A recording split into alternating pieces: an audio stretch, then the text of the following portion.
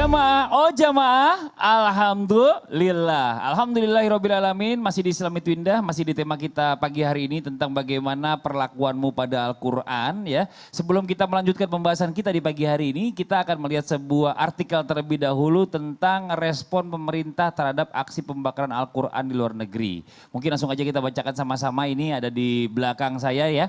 Ada Jakarta Menteri Agama ya Fahrul Razi akan berkoordinasi dengan Kementerian Luar Negeri Menlu Retno Marsudi guna merespon persoalan kitab suci Al-Quran yang dibakar di Norwegia dan Swedia. Pihak pemerintah Indonesia pun akan menyusun rencana untuk merespon peristiwa itu agar tidak menimbulkan gejolak di dalam negeri. Peristiwa kitab suci Al-Quran yang dibakar dan diludahi dalam demonstrasi anti-Islam terjadi di Norwegia dan Swedia. Peristiwa itu terjadi berdekatan pada Sabtu 29 bulan 8 waktu setempat dan sempat menimbulkan kecaman dari masyarakat dan ormas di Indonesia. Nah sekarang pertanyaannya nih, kalau kita habis melihat tadi artikel yang kita bacakan tadi ya, pasti ada nih kita dari umat Islam ini yang emosi karena melihat kitab suci kita dibakar oleh oknum tertentu. Tapi di sisi lain kita juga perlu tahu nih dan perlu dengar juga. Katanya emang benar kalau Al-Quran itu nggak boleh disobek tapi bolehnya justru dibakar. Itu benar nggak sih? Terus benarkah bahwa tulisan ayat Al-Quran itu harus dibakar nggak boleh disobek? Kita tanya aja gurunya di langsung deh, Ustadz Syam, mohon izin penjelasannya nih. Untuk Al-Quran ini baiknya bagaimana nih kalau seandainya sudah tidak terpakai lagi seperti tadi pembahasan sebelum iklan tadi. Silakan. Al-Quran tidak mungkin tidak terpakai sebenarnya. Jadi Al-Quran itu akan selalu berlaku sepanjang masa. Jadi kalau ada yang mengatakan Al-Quran tidak terpakai, kirim ke pendopo sahil gitu ya. Iya, iya. Atau mungkin udah ada kalau yang pecahan-pecahan Al-Quran. Udah nggak Al-Quran yang tidak berkumpul, Al-Quran yang berserakan. Bagaimana cara atau Al-Quran yang sudah rusak atau sobek. Bagaimana cara mengatasinya? Yang pertama adalah kumpulkan kembali sampai bisa dibaca. Kumpulkan kembali pecahan-pecahannya sampai bisa dibaca. Perbaiki kembali sampai bisa dibaca. Kemudian kalau udah lapuk apa segala macam dan takut menjadi fitnah ataupun dosa, pecahan-pecahan Al-Quran contoh Bismillahirrahmanirrahim yang ada di dalam undangan, maka jangan lagi pakai undangan, pakai Bismillahirrahmanirrahim. Ya langsung aja di situ dengan nama Allah misalnya atau memohon rahmat Allah gitu. Jangan pakai ayat Al-Quran di dalam undangan tersebut. Jangan sampai pasti dibuang itu undangan itu. Ya naudzubillah min dzalik. Maka bagaimana caranya? Bolehkah dibakar? Kata ulama kita caranya adalah memang dengan dibakar. Kenapa? Karena kalau disobek-sobek sampai habis itu masih bisa jadi masih menyisakan satu huruf nun, masih bisa menyisakan satu huruf alif dan itu termasuk huruf Al-Quran. Kemudian menanggapi tadi berita yang ada itu kan Allah Subhanahu wa taala sendiri yang mengatakan inna nahnu nazzalna dzikra wa inna lahu lahafizun. Semakin besar cara Anda untuk memusnahkan Al-Quran, semakin Allah menjaganya. Karena Allah sendiri yang menjaganya. Tenang aja, Al-Quran dibakar, Al-Quran diapa sama orang yang benci sama Islam, tetap Al-Quran itu ada. Kenapa? Karena sudah ada di hati orang-orang yang beriman. Maka kita lihat yang begitu jangan marah. Tapi kita harus sadar, Anda marah, demonstrasi. Tapi ternyata Anda sendiri disuruh baca Quran, tidak bisa. Gitu. Jadi ternyata kita harus introspeksi diri bagaimana kita menjaga Al-Quran itu. Termasuk cara memusnahkan pecahan-pecahannya. Nah berbicara tentang disobek atau dibakar ya, disobek jangan sampai disobek karena kalau misalnya ada pecahan ya, ini bukan Al-Quran ya, bukan Al-Quran tapi sebagai contoh aja. Ada pecahan-pecahan Al-Quran, jangan digunting-gunting sampai kecil supaya menghancurkannya, tapi disobek. Sebagaimana Khalifah Utsman bin Affan radhiyallahu anhu warda, ketika pengumpulan mushaf, makanya disebut mushaf Utsmani, semua sisa-sisa ya dari pelapa kurma, dari kulit binatang, yang kulit kambing, kulit onta yang dipakai menulis Al-Quran, itu semuanya dihancurkan dengan cara dibakar. Kalau disobek-sobek masih bisa tersisa satu huruf, satu apa, satu mat, dan itu masih bagian daripada Al-Quran. Maka caranya adalah dengan dibakar. Bagaimana cara bakarnya? Apakah lagi orang bakar sampah tiba-tiba lewat langsung buang begitu saja? Oh tidak begitu. Tetap saja kita menganggapnya adalah bagian daripada ayat-ayat Allah. Bagian daripada mushaf. Bagaimana mushaf itu? Mushaf itu adalah sesuatu yang sangat-sangat kita muliakan. Jadi dibakar. Usahakan ya dibakar, dimuliakan seperti biasa, dikumpulkan berapa banyak undangan yang ada bismillahnya, berapa banyak pecahan-pecahan Al-Quran yang sudah lapuk gitu ya. Tapi Al-Quran lapuk itu pun harusnya mestinya dijaga. Menjaga Al-Quran lapuk itu, ditaruh itu dengan baik-baik, disimpan dengan baik. Inilah sejarahnya waktu saya menghafal Al-Quran dulu. Inilah sejarahnya waktu saya belajar Iqra dulu. Ditaruh dengan baik. Maka kata guru kita Abdus Somad mengatakan, Ustaz Abdus Somad mengatakan, orang tua itu seperti Al-Quran lapuk. Dibaca tidak bisa, dibuang berdosa. Ya udah, biarkan begitu saja. Disimpan, dimuliakan sudah. Ya, maka membakarnya adalah dibakar dengan mulia, ditaruh di tempat yang mulia. Jangan sampai yang namanya ditaruh di bawah. Gimana caranya nih? Ayo, awas Ustaz Syam, sini saya bantuin. Gimana bisa? Terbalik. Oh, bisa. Bisa dong. Dibakar dengan cara mulia. Matiinnya gimana nih? Ya, mati ini dikecilin lagi. Oh, diputar. Pokoknya dibakar lah, dibakarnya dengan cara apapun itu, tapi jangan sampai ditaruh di tempat yang rendah, jangan sampai ditaruh di tempat yang hina, berkumpul dengan sampah yang lainnya, jangan sampai berkumpul dengan sampah yang lainnya yang kotor, karena kita tetap menganggap itu adalah ayat-ayat Allah. Ya, jadi kalau tidak bisa lagi dikumpulkan, tidak bisa disatukan untuk dibaca kembali, boleh dimusnahkan dengan cara dibakar. Niatnya apa? Tetap niatnya untuk memuliakan ayat Allah. Kenapa? Takut kalau masih terpisah dari pasangan-pasangannya atau terpisah daripada Al-Quran utuh keinjak-injak. Naudzubillah min dzalik. Iya, tapi kalau bisa seandainya kita juga sayang gitu ya, maksudnya Al-Quran ini aduh peninggalan dari ayah saya ini. Taruh aja, udah muliakan jelek ini, aja. Gak apa-apa deh, simpen aja gak apa-apa Yang kan gitu ya. takutnya itu kan kenapa dibakar, karena takutnya ada yang gak sempurna hurufnya, udah sobek dibaca gak sempurna. Tapi kalau buat ditaruh doang gak apa-apa. Ya udah disimpan aja lah kalau misalnya peninggalan orang tua saya. Saya taruh di laci tuh Al-Quran ayah saya itu. Saya muliakan nih, Masya Allah luar biasa. Dan sekarang kita lanjut lagi nih ya. Kita lanjut lagi bicara masalah tentang pertanyaan nih Ustaz Tahir nih. Ada yang bertanya sama saya. Bener gak sih katanya bahwa ada waktu kita atau waktu tertentu kita justru dilarang untuk baca Al-Quran. Termasuk ketika dalam ibadah sholat. Terus ada nggak sih waktu-waktu yang dianjurkan atau yang memang dilarang baca Al-Quran? Saya bingung nih pertanyaannya. Kayaknya setahu saya semuanya baca Al-Quran. Sholat juga ada baca Al-Qurannya. Iya, mohon izin penjelasan silakan. Baik, bismillahirrahmanirrahim. Apakah ada waktu yang dilarang bagi seorang untuk baca Al-Quran? Ada dong. Nah, Apa tuh? di antaranya saat sholat. Loh, kok sholat bukan baca Al-Quran? Baca Al-Quran juga ada ayat. Likulli maqalin maqamun wa likulli maqamin maqalun. Setiap tempat ada ucapan dan bacaannya, setiap bacaan ada tempatnya. Iya betul, saat berdiri iya, tapi saat ruku dan sujud enggak dong. Nah, karena Rasulullah SAW mengatakan fimarahu Ibnu Abbas, yang diriwayatkan oleh Ibnu Abbas, apa katanya? Inni nuhitu an aqra al-Quran raki'an sajidan. Aku dilarang untuk membaca Al-Quran saat ruku dan saat sujud. Fa'ammar ruku, adapun ruku, kata beliau, fa'azzimu fihi rabbakum. Azimkanlah, besarkanlah, agungkanlah Tuhanmu pada saat ruku. Wa amma sujud, dan saat sujud, fajtahidu fid du'a. Dan sungguh-sungguhlah saat sujud engkau berdoa. Kenapa? Faqaminun an yustajab lakum, yang demikian itu berpotensi untuk diijabah oleh Allah. Jadi dua tempat itu nggak boleh, dua waktu itu. Yang kedua kapan lagi? Saat khatib sedang khutbah. Lagi khutbah kita baca Quran, kan nggak nyambung ini. Ya nggak benar. Kenapa? Karena Rasulullah SAW mengatakan, Idza qulta li sahibika wal imamu yakhtub ansit faqad laghauta. Saat imam sedang khutbah, kau mengatakan, jangan, diam, gitu aja kepada temanmu, maka engkau telah melakukan kesia-siaan. Tuh, dua. Yang ketiga, sedang di toilet. Ya iya, nggak boleh dong. Kan tadi likulli maqamin maqalun wa likulli maqalin maqamun. Ada tempatnya nanti untuk kita baca Quran. Kok murojaah di toilet? Nggak benar, kan begitu. Selanjutnya kapan lagi kita nggak boleh baca Al-Quran? Di tempat-tempat al-malahi. Al-malahi itu tempat hiburan. Tempat hiburan jangan. Karena nanti dijadikan bahan olok-olokan malah Al-Quran itu. Al-Imamul Qurtubi rahimahullahu ta'ala mengatakan, ya fima makna, yang artinya kurang lebih begini. Jangan kita baca Al-Quran itu di tempat-tempat di mana perkumpulan yang tidak baik, kemudian di tempat-tempat yang melalaikan, orang-orang di situ ada permainan, pusat hiburan.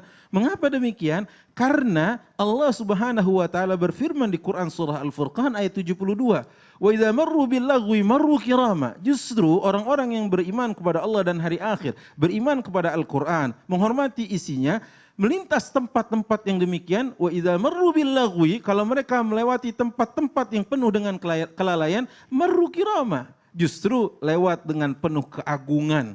Ya, tapi Tapi ini kalau memang ternyata di sana Anda bisa menyampaikan bacaan Al-Quran itu kepada dia agar dia mau taubat, tafadhal. Ya silahkan aja ya. Tapi maksud saya kalau dibacakannya berpotensi untuk jadi bahan olok-olokan, ya Allah Subhanahu wa taala justru memberikan sebuah arahan kepada kita, fadharhum hatta yakhudhu fi haditsin ghairi. Tinggalkan mereka sampai mereka mengganti tema, mengganti topik, jangan sampai justru kita membacakan ayat itu topiknya sedang dalam mereka mengolok-olok Al-Quran. Gitu. Nah karenanya dari sini kita tahu bahwa tempat-tempat ini, waktu-waktu ini adalah tempat dan waktu kalau kita baca Al-Quran justru itu tidak tepat. Gitu. Nah ada yang bertanya, kalau dalam keadaan tidak suci bagaimana Ustaz? Dalam riwayat disebutkan oleh Abu Dawud, Rasulullah SAW mengatakan, Inni karahtu an azkurallah. Saya makruhkan diri saya untuk mengingat Allah illa ala tuhur, kecuali dalam keadaan saya suci. Nah, seyogianya baca Al-Quran, tadi sudah disinggung Ustaz Syam, bawanya aja kita kudu baca, pakai apa namanya? Pakai wudu, pakai tohara. Gimana saat melantunkannya, walaupun terjadi khilafiyah di antara ulama gitu kan.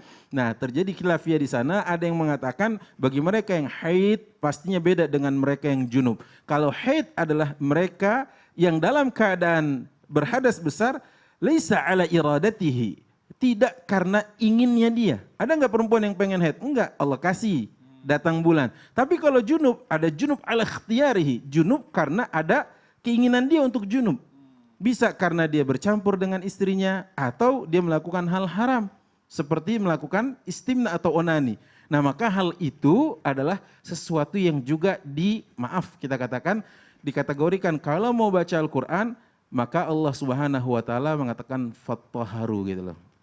Artinya bersuci dulu ya, bersuci dulu. Nah ini ikhwati fillah jamaah melakukan Allah penting bagi kita mengetahui tempat-tempat dan Iya, waktu. ini Masya Allah. Kalau sampai keceplosan seandainya di kamar mandi gitu, pas lagi buka, ya ada suara azan lagi, ada suara azan di handphone. Ya kalau keceplosan segera langsung kita matikan ringtone itu, kita matikan. Atau saat itu mungkin yang nggak pas terus teringat terucap, maka kita juga langsung segera menghentikannya. Ini Masya Allah, jazakallah khair, makasih Ya, banyak. ya, Kita lanjut lagi nih ya. Ustadz Syam nih ya, logikanya kita kalau kita bicara, kita kan harus bisa baca Al-Quran. Nah, orang yang hafal Al-Quran harusnya rajin baca Al-Quran. Apalagi selalu menjaga perlakuan terhadap Al-Quran. Itu pasti insya Allah masuk surganya Allah. Nah saya pernah dengar juga katanya nih orang yang hafal Al-Quran selalu menjaga Al-Quran semasa hidupnya. Tapi di akhir hidupnya dia malah jadi murtad. Nah ini ada kisahnya nih. Mungkin bisa dijelaskan Ustaz Syam kisahnya nih supaya kita sama-sama paham. Jangan sampai kita jadi su'ul khotimah kan gitu. Mohon izin silakan penjelasannya. Bismillahirrahmanirrahim. Kalau yang ditanyakan seorang penghafal Al-Quran lalu tiba-tiba menjadi murtad di akhir hidupnya, itu ada satu riwayat mengisahkan seorang tabi'in, kalau nggak salah tabi'in bernama Abdah bin Abdurrahman. Pada saat itu melakukan peperangan dengan pasukan Romawi. Maka ketika peperangan ini terjadi, beliau terkenal selalu berada di saf depan peperangan. Bukan hanya ahlul Quran, bukan hanya penghafal Al-Quran, tapi beliau juga adalah seorang yang sangat tangguh dalam peperangan dan selalu membawa kemenangan kepada kaum muslimin yang berperang. Pada saat itu musuhnya adalah pasukan Romawi. Ternyata pasukan Romawi berbeda dengan musuh-musuh sebelumnya. Jikalau musuh-musuh sebelumnya menaruh bentengnya adalah benteng-benteng tembok yang besar, menaruh bentengnya adalah pasukan-pasukan sniper pemanah yang sangat hebat di benteng-bentengnya, tapi ternyata pada saat itu pasukan Romawi memiliki strategi yang lebih cerdik daripada itu.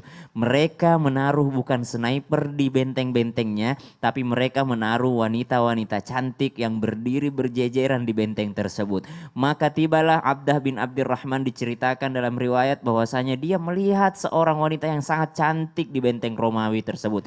Maka dia mengatakan dalam hatinya ketika dia pulang ke tempatnya, dia selalu memikirkan wanita ini. Lalu dia mencari tahu bagaimana caranya supaya saya bisa menikahinya. Maka dicari tahulah, engkau bisa menikahiku dan engkau bisa masuk ke dalam benteng tersebut. Namun yang boleh masuk ke dalam benteng tersebut hanyalah yang seagama dengan kami, hanyalah yang sekeyakinan dengan kami. Maka Abdah bin Abdurrahman mungkin berpikir, ya udahlah kalau buat nikahin dia doang mah ya udah. Akhirnya masuk ke dalam sana, akhirnya dia meninggalkan segala kebiasaannya sebagai seorang muslim dan dia murtad pada saat itu. Mungkin awalnya pikirannya mengatakan, ya udahlah kalau nikah dulu mungkin nanti balik lagi kepada Islam. Tapi ternyata Allah berkata lain, ketika sudah masuk ke dalam sana terjebak tidak bisa keluar, akhirnya dia murtad. Lalu ada seseorang konon bertemu dengannya, bukankah dahulu kau adalah seorang penghafal Al-Quran? Di mana hafalan Al-Quranmu?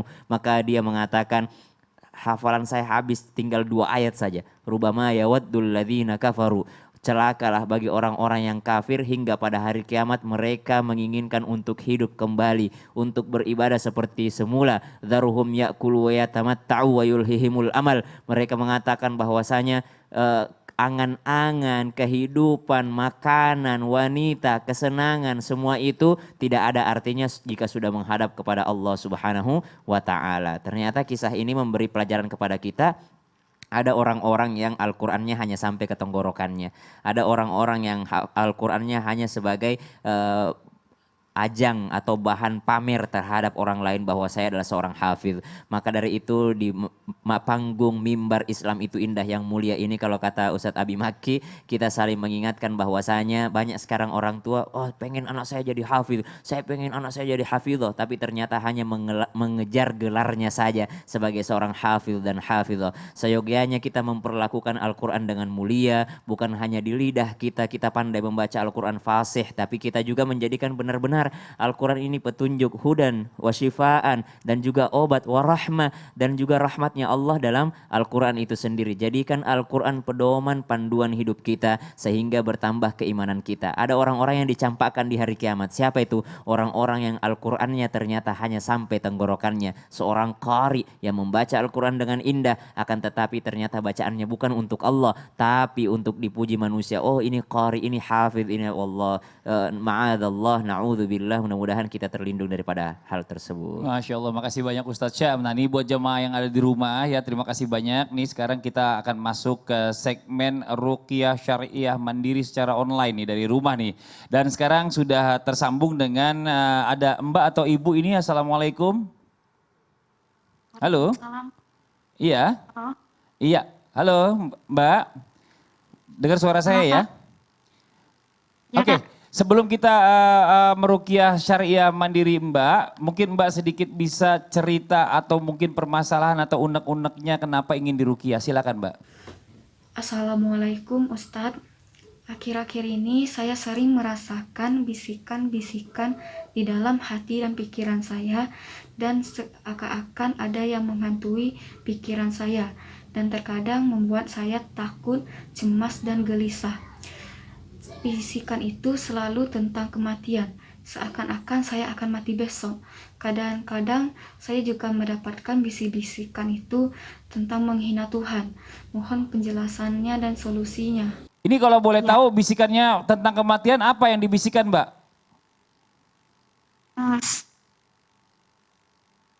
Akan mati besok, Pak. Oh akan mati besok, ya Allah. Ini pengingat juga nih, mungkin coba deh sama-sama kita coba langsung minta aja Ustadz Syam nih untuk sedikit mengajarkan bagaimana kira-kira nanti ruqyah yang baik nih atau doa yang baik juga buat Mbak ya. Agar nih terbebas dari permasalahan-permasalahannya. Oke buat Mbaknya jangan kemana-mana ya. Kita akan lanjutkan lagi, jangan dimatikan teleponnya. Kalau bisa cari geser signal yang lebih bagus biar lebih jelas pendengaran dari kita di studio juga ya Mbak ya. Kita akan lanjutkan lagi setelah yang satu ini ya Mbak ya. Tetap di Islam itu Indah. Jamaah, oh jamaah, alhamdulillah.